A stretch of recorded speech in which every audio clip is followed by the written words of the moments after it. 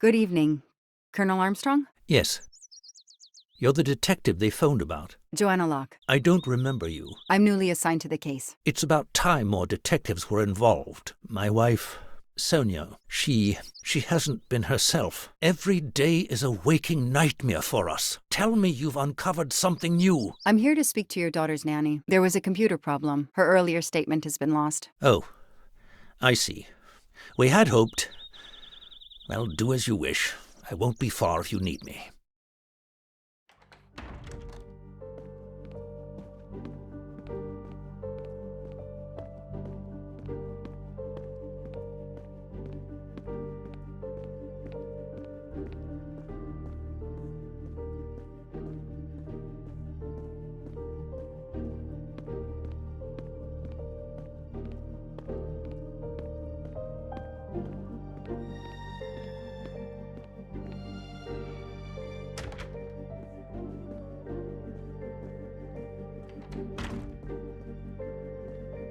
Lyon, in France.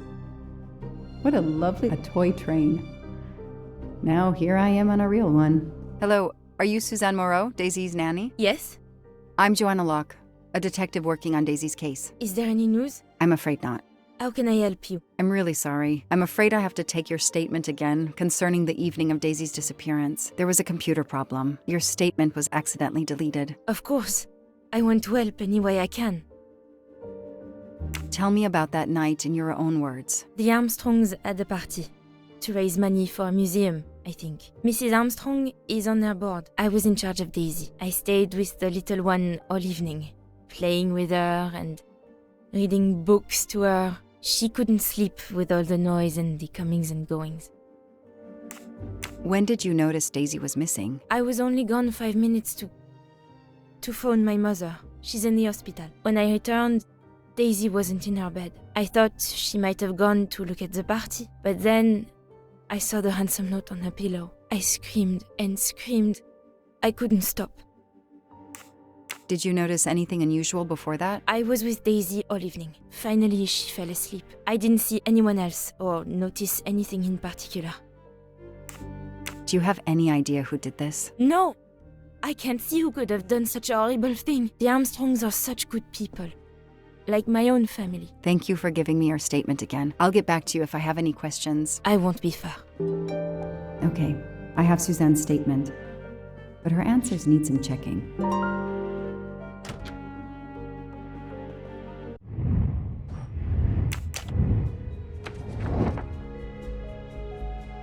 Nothing shocks me here. This information does not correspond to what Suzanne told me. Suzanne said she left Daisy alone for 5 minutes, but Mrs. Armstrong says she stayed with Daisy for a while and Suzanne did not return. That is a great detective job.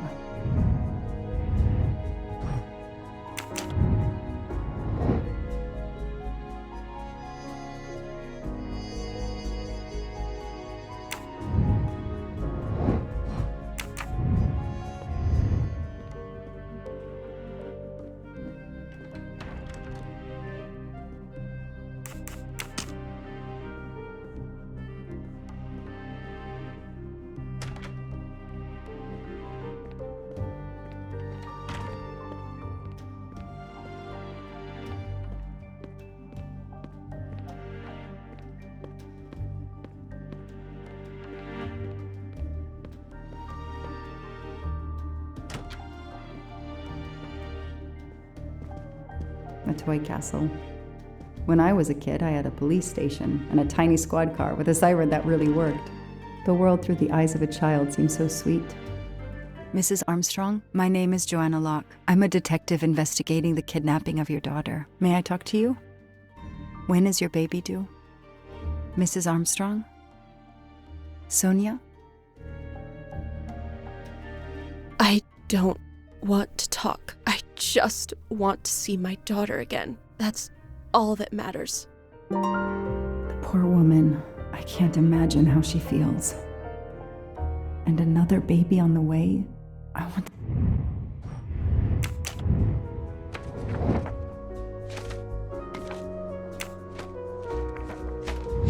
That's it.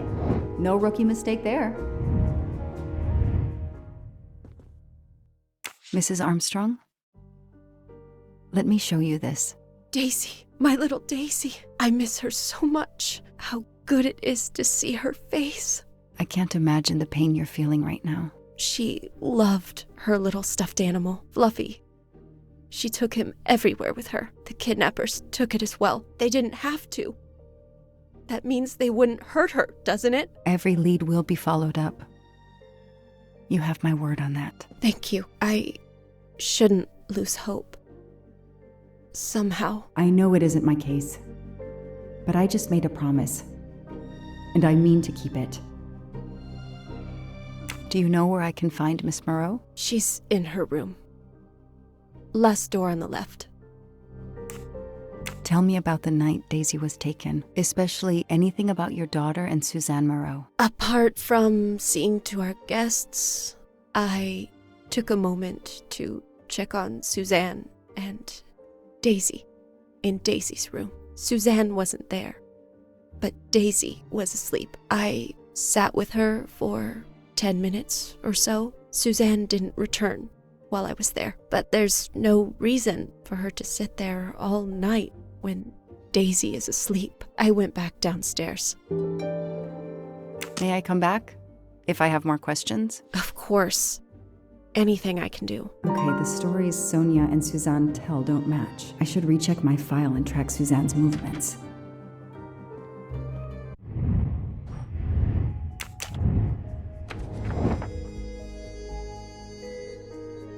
Everything looks okay here. Nothing shocks me. Everything looks okay. That is not exactly what Suzanne told me earlier. Suzanne was on the phone more than 5 minutes. The detective gets it right.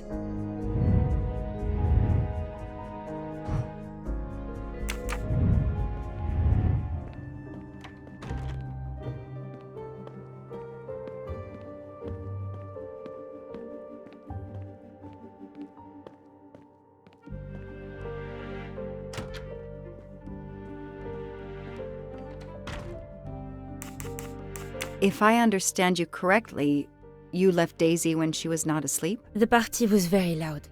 Daisy was too wound up to sleep. I read her a Motley Mule detective story to try and put her to sleep. Daisy finally fell asleep. Right before Motley Mule solved his case in the book I was reading her. I had to make a quick phone call. No more than 5 minutes. But when I came back, Daisy was gone.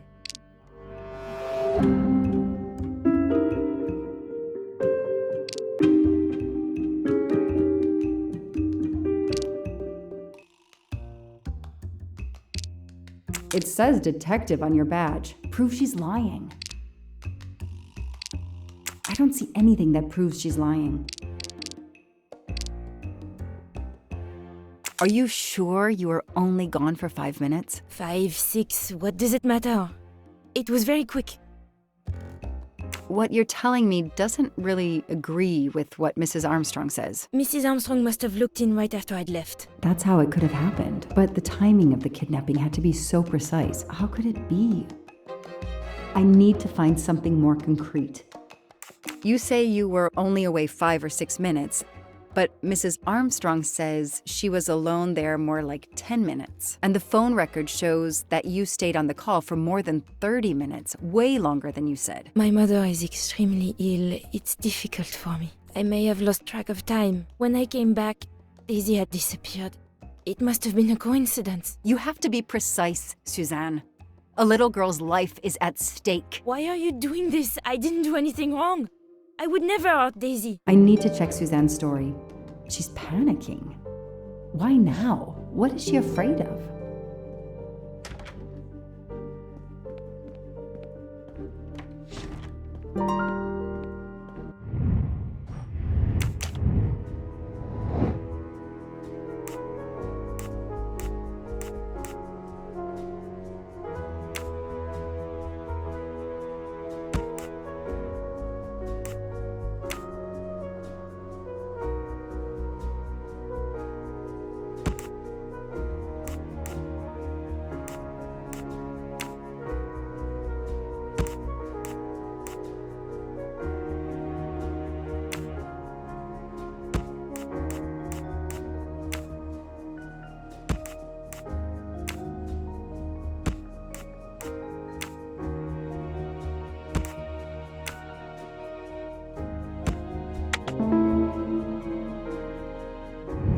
That's it.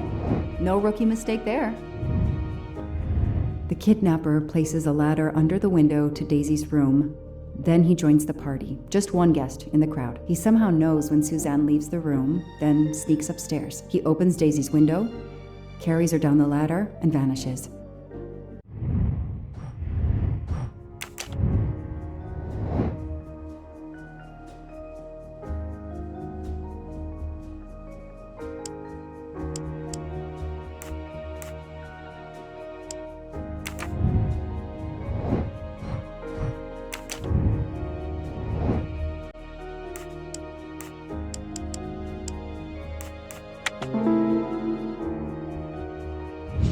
Hey, I'm a pretty good detective after all. The number you have called is not in service at this time. Please hang up and dial again, or contact your service provider. The number Suzanne called is not in service? A hospital?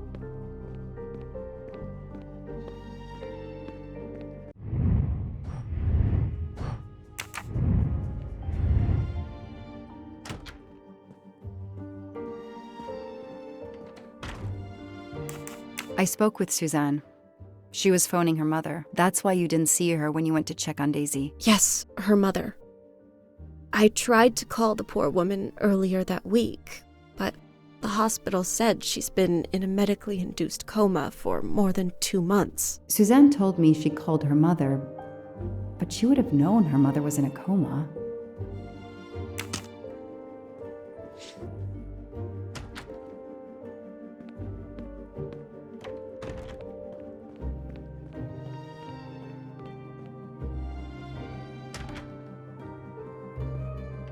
I should see if the Armstrongs can confirm what Suzanne told me.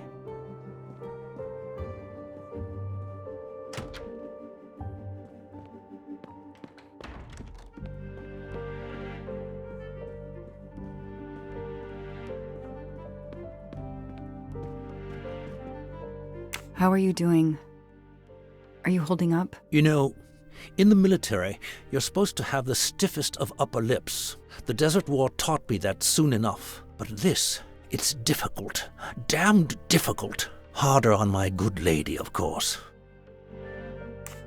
Do you know where I can find Miss Moreau? Her room is upstairs across the hall from Daisy's. She seldom leaves it. Did you see Miss Moreau during the party? I remember seeing her at some point, but otherwise, no. I was too busy with my guests. Wear the smile, shake the proffered hand. Ms. Moreau told me she called her mother. Well, why not? I believe they are very close, and the poor woman is not well. She needs some experimental treatment that isn't available yet in France. I won't be long. Take whatever time you need.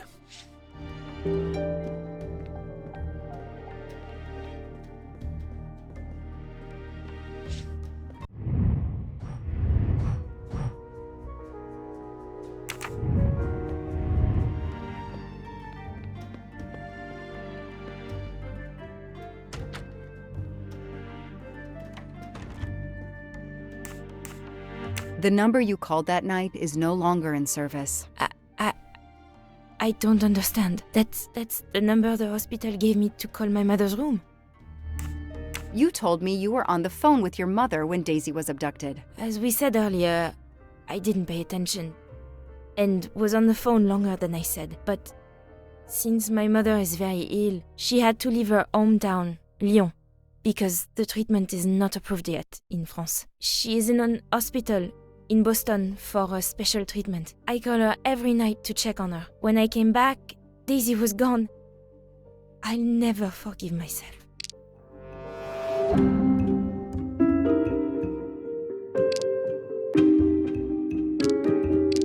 It says detective on your badge. Prove she's lying. Are you sure you called your mother? Yes, every night since she was admitted in December. Suzanne, I think you really care for Daisy. If you do, then tell me the truth. You can't have been calling your mother while she's in a coma. My mom really is in a hospital in Boston. She really is in a coma. I wasn't calling her. I was on the phone with my boyfriend. Noah. Why lie about it? Why are you panicking? Because he's gone. I haven't heard from him since the night of the kidnapping. I'm afraid he's somehow connected to Daisy's disappearance. That he was just using me somehow. But I swear I talked to him. Yes, for more like 30 minutes that night. So he couldn't have kidnapped Daisy at the same time we were talking. But he could have kept you talking so someone else could take Daisy. Yes, you can see why I lied. Can't you? I was afraid you'd suspect me of having something to do with it. You can understand that, can't you? Suzanne, I want to believe you, but you've made it harder to find Daisy. Do you realize that? Oh my god. What have I done? What's most important is not what you've done, but what you do now. Go. I'll be back to talk to you. No more lies, Suzanne. For Daisy. No more lies. Noah. The name might lead us to that little girl. I am on this case now, whether my captain wants me to be or not.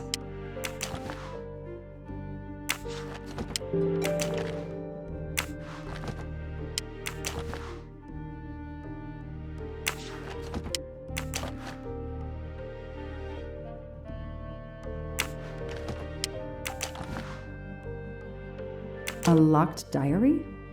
A locked diary? Let's see if I can shine some light on its secrets.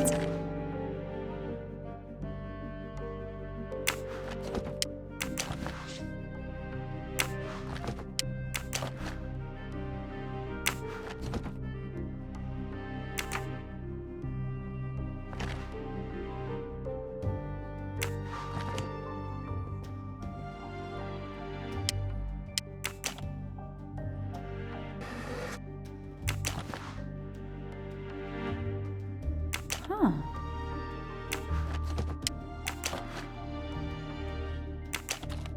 What's in the glass case? Oh, big surprise. Glasses.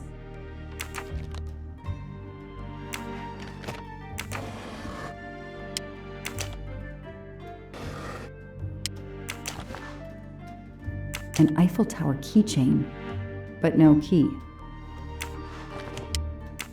Small jewelry box. By the size, I'm guessing earrings. I expect Suzanne must have gone through a lot of tissues these past weeks. I expect Suzanne must have gone...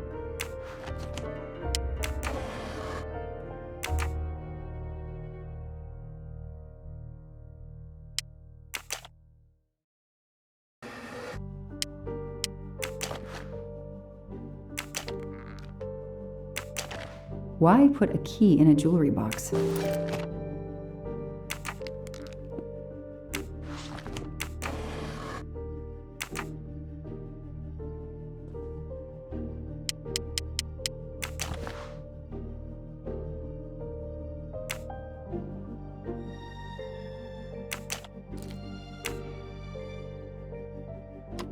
That doesn't work.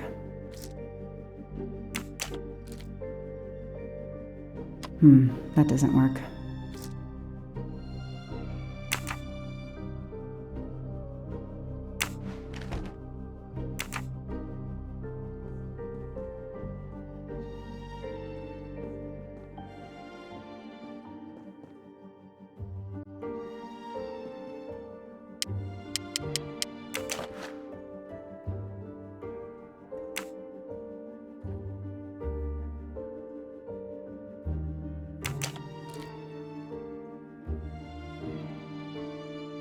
Okay, Suzanne, let's see what you haven't told me.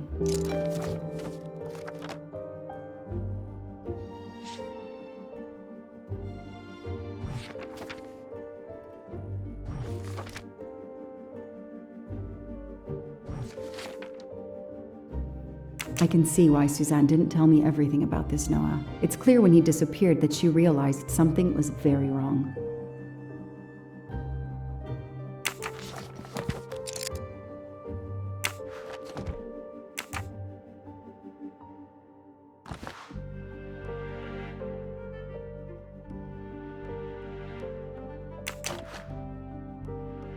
A card from the florist. It's signed N.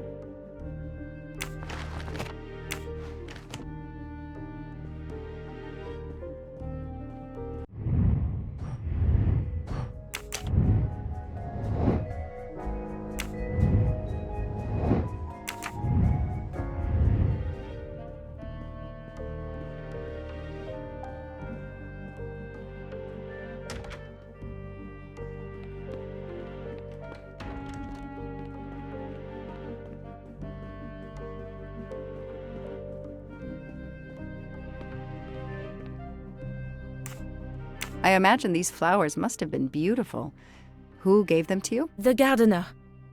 They're getting pretty wilted, but I hate to throw them away. Tell me about your boyfriend. Have you been together long? My boyfriend? Why? He doesn't have anything to do with this. Please, Suzanne, the sooner you answer my question, the sooner we'll be done. His name is Noah Garrity. I met him at a Lunar New Year party in Great Barrington. He is a kind and caring person, although, well, I miss him. He had to go away on business. He should be back.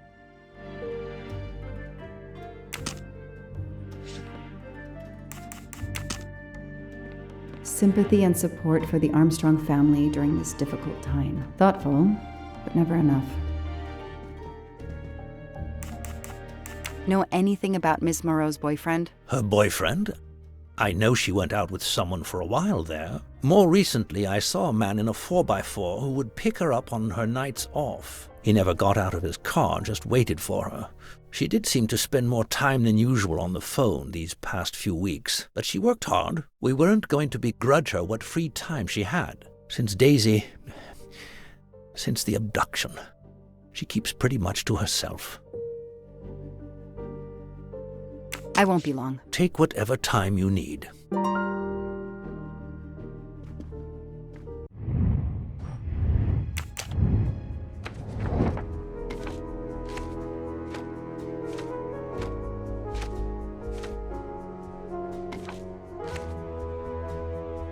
Nothing shocks me here.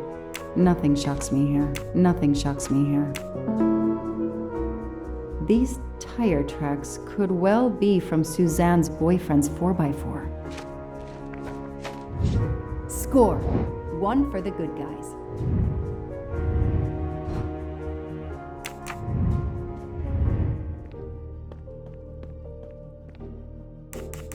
Tread marks of a 4-wheel drive vehicle were found outside the garden on the night of the kidnapping. Noah drives one, doesn't he? Where is he, Suzanne? If you know anything more about him, you have to tell me. I know what you're thinking, but it's impossible. He was very nice to me. He never did anything to make me suspicious. We went out to eat, to the movies. Just like a normal couple. He's not the only man in the Berkshires who drives that kind of car.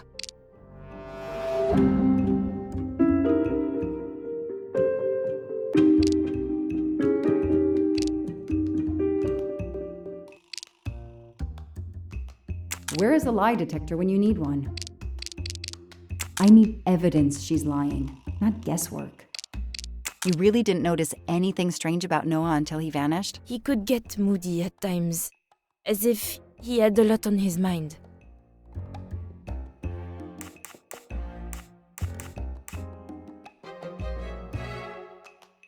You mentioned the Blue Lagoon.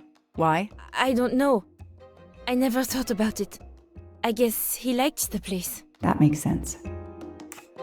In your diary, you say that Noah took you to a cabin in the mountains on Valentine's Day. You read my diary? I'm sorry, but we have to find Daisy. We both want that. So yes, I looked in your diary. You're right. He took me to a cabin in the woods. I waited for him in the car. He came out after a few minutes. He was very sweet and apologetic, but he never explained. We went back to the restaurant for dessert. Did you ever go back to the cabin with him? No, never. So what made Noah drive all the way to a cabin in the middle of nowhere? He left her in the car. Why was he there? This is important. I know it is. I can use Suzanne's directions to the cabin and compare them to the map of the area I have in my car.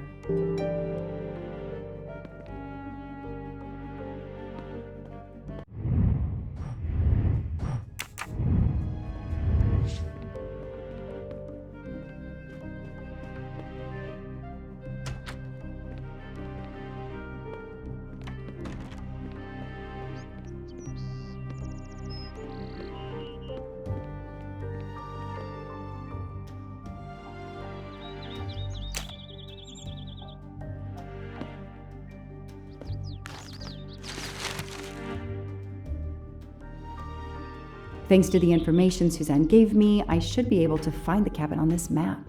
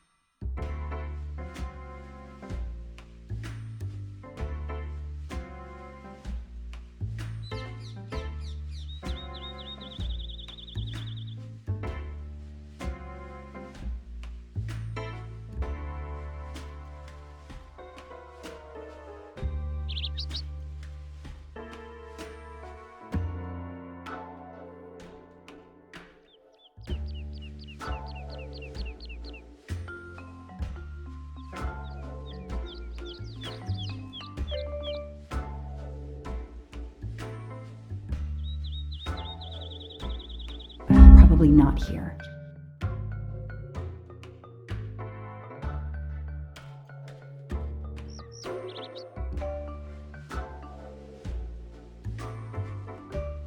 That doesn't really match.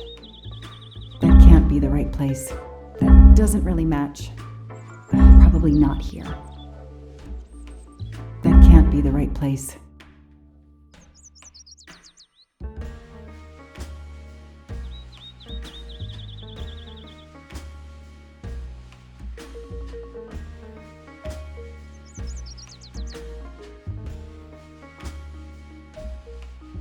Probably not here.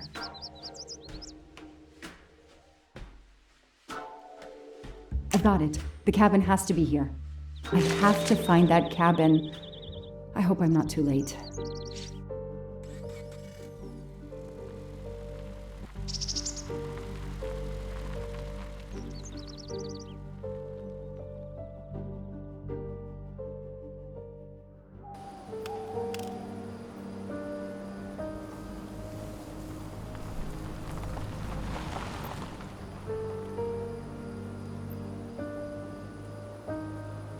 Okay, here is this famous cabin. Let's investigate. Hello? Is anyone there? Nobody. I can't just waltz in without a warrant.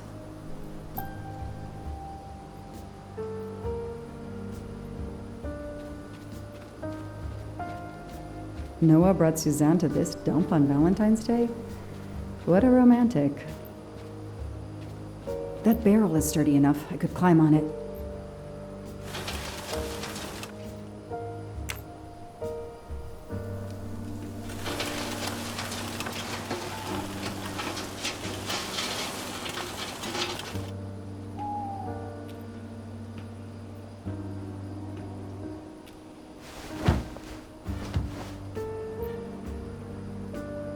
It's Daisy's plush toy. If Fluffy is here, the kidnapper has been here. I have to get inside this cabin. Ugh, an old hunting trophy starting to mold.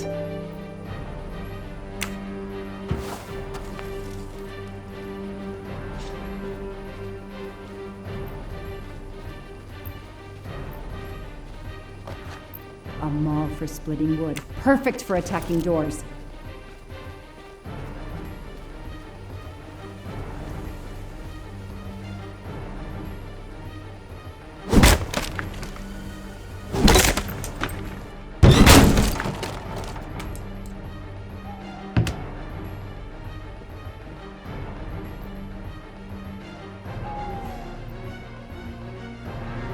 Look at that.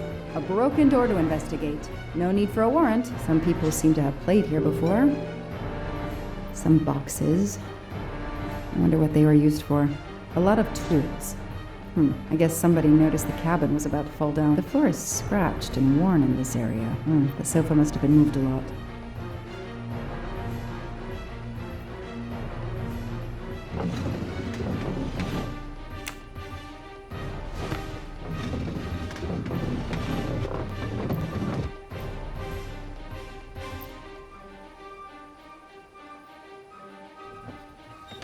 Damn, it's booby-trapped. If I move, it could go off, and that countdown tells me it wants to go off anyway.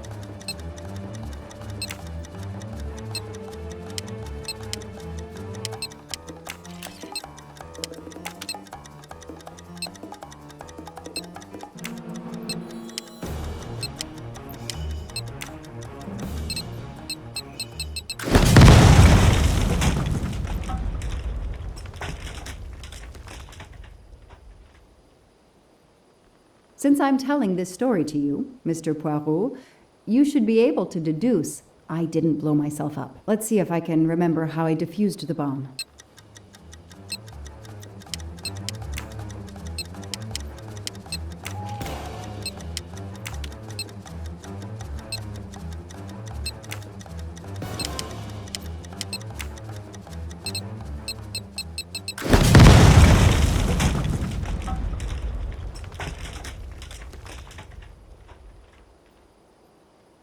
Since I'm telling this, let's see if I...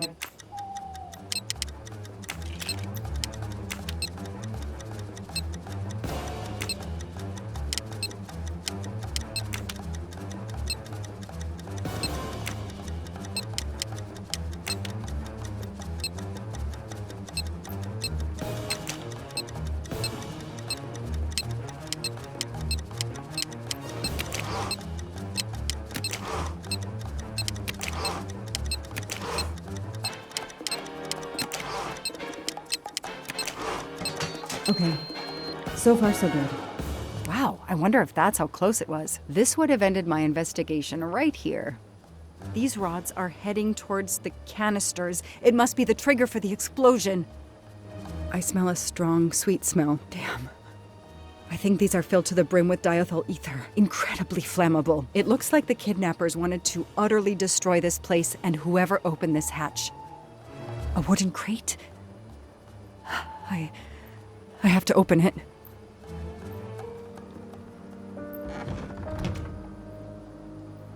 Oh no.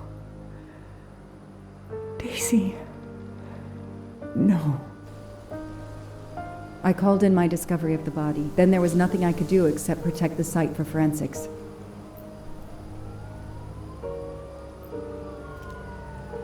The forensics team arrived an hour later, cordoned off the cabin with crime scene tape, and went to work, looking for physical evidence, fingerprints, testing for fluids, DNA, any clues science can uncover.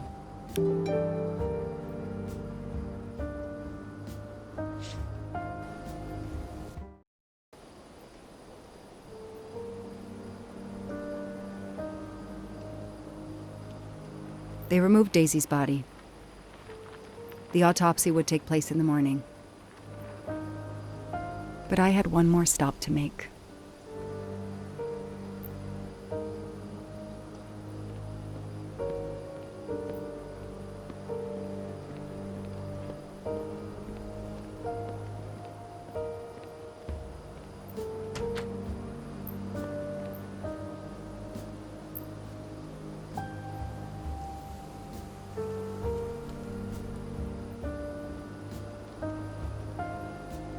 Oh no!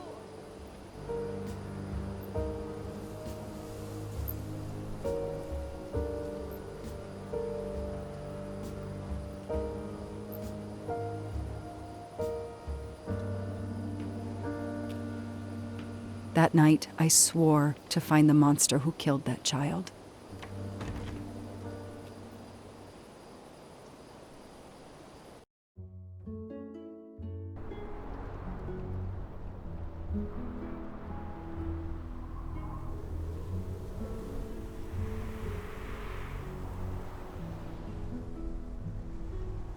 Ratchet on train saw me? How? Daisy.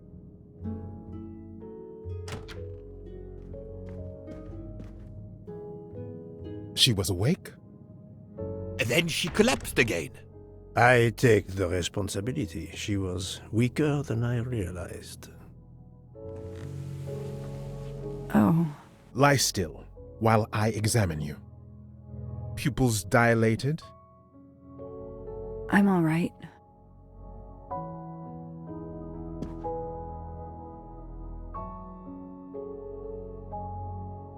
You are far from all right. You have been heavily sedated. Your pulse is very weak. I have to finish my story. Ratchet can't escape again. Can't escape. Have no fear of that, mademoiselle. Ratchet will not escape. We must hear her story. This woman needs rest. I will let you know when she is recovered enough to continue. But I warn you, it will be some time. I understand, Doctor. Thank you. I have completed my preliminary examination of the deceased. I think that it will interest you. Indeed it will, and I have other witnesses to interrogate. You are right. Let's not put this poor woman in danger. There will be plenty of time for her to finish her story when she has recovered. By all means, tell me the results of your examination.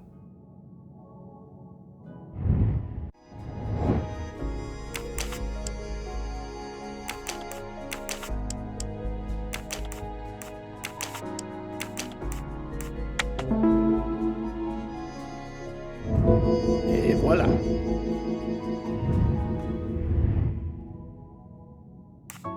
Can you estimate the time of death? Rigor mortis was advanced, but not complete. I estimate the death occurred between midnight and 2 in the morning. That tallies with the witness statements I've collected so far. What is the cause of death? Multiple stab wounds to the upper torso. It's odd there are no signs of a struggle. That might indicate one of the first wounds was enough to kill him. It seems that Monsieur Ratchet had taken sleeping pills during the night. Ah, that would explain the lack of defensive wounds. Mr. McQueen and Mr. Masterman told me that Monsieur Ratchet didn't smoke. Can you confirm this? I can't say without a more extensive post-mortem. What can you tell me about the stab wounds? I counted 12 in all. 1 or 2 are so slight as to be practically scratches. On the other hand, at least 3 would be capable of causing death. The angle of the wounds is instructive. Most appear to have been struck by a right-handed person. But you see, this one, under the right armpit, it's not a deadly blow given the depth, but a right-hander couldn't have done it. It was most certainly struck with the left hand. So, our murderer is left-handed. No, it is more difficult than that, is it not? As you say, Mr. Poirot, some of these other blows are just as obviously right-handed. Do we have a first and second murderer, as the great Shakespeare would put it? The first murderer stabs his victim and exits left, turning off the light. Then a second murderer comes in the dark, does not see his or her work has been done, and stabs a dead body. Magnificent. You think so? I'm glad. It sounds to me a little like nonsense. Thank you, Doctor. Excellent work under difficult circumstances. Please let me know when I may speak again with Mademoiselle Locke. Of course.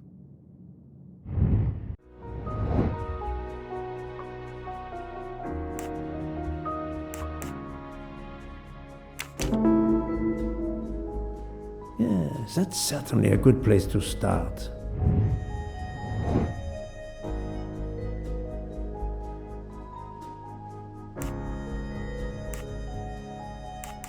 I don't remember any conversations about smoking. The topic in book doesn't smoke.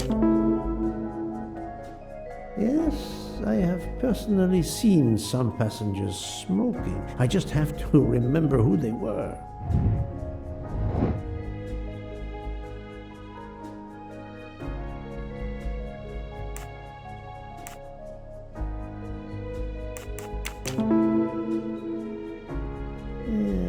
I suppose it's likely they will give me the list of who smokes what. My little grey cells did not let me down.